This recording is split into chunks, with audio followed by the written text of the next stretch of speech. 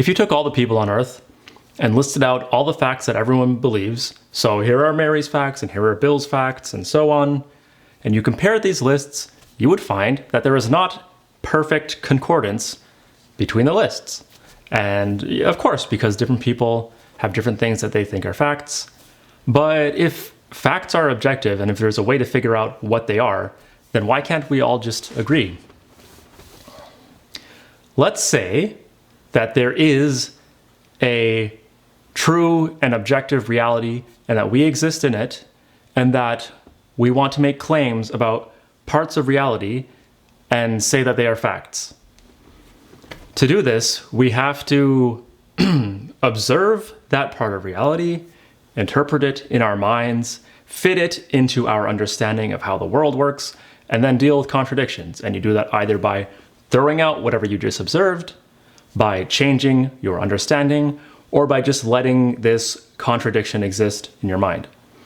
Then the next step is to transform this new understanding into words, communicate that with someone else, and then they have to reverse engineer the whole process, and they take your words and compare it against whatever's in their mind.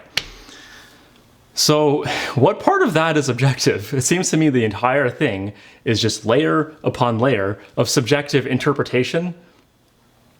And that's not to say we shouldn't use the word fact or we shouldn't use the word objective. It's just that those words essentially describe certainty. And when you're saying something is a fact, you're essentially saying that you have some spectrum of certainty for the opinions and facts that you hold, and some of them are all the way on this side of the spectrum where you're very confident in them, and so at a certain point you're willing to say, these are facts. But how do you determine how certain you are about something, and how do you determine when something reaches that threshold? Are you doing calculations in your mind to determine these things? I don't think so. I think it is simply a feeling.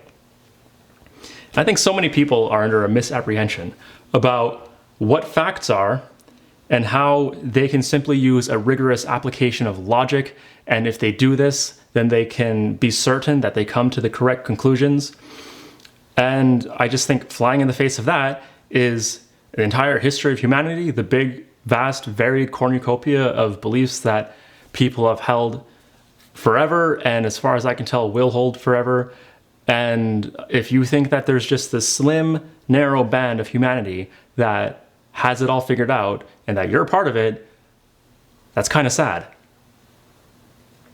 And I'll leave you with a final riddle about the origin of logic.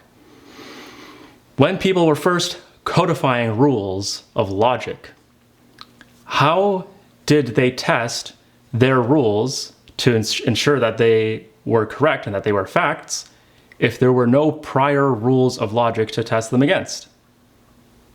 I'll give you a hint. The answer starts with F, and it's not facts.